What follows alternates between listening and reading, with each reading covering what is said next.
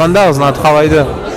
Командамыздың аты мен жоңғыршқа шықла. Что переводится как дубовые щепки. Біздің командамыздың аты Бурчакчик, что переводится как снежинка. Красавица и три чудовища. Багала.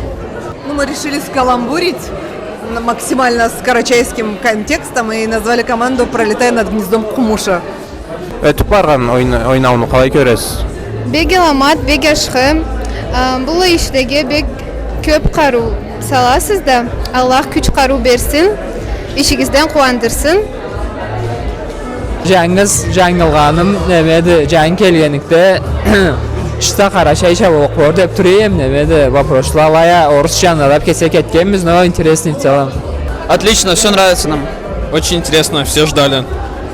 Нам нравится, когда мы выигрываем, а когда проигрываем, игра плохая. Esingde en bek qayсы soru қалғанды? Vay belgili sorulardan Vizantiyan üstündən soru olur. Nemede üylənə miyik işləyən adamlardan yatналогаlı елдеп, мол esimdə beyrək qalğandı. Ну, самый запоминающийся вопрос, наверное, кто автор Каракюбер. Нам стало немножко стыдно, что мы это не помним. Вот. Запоминающийся вопрос, наверное, про «Сияние». Про антагониста из фильма «Сияние». Про персидского шаха.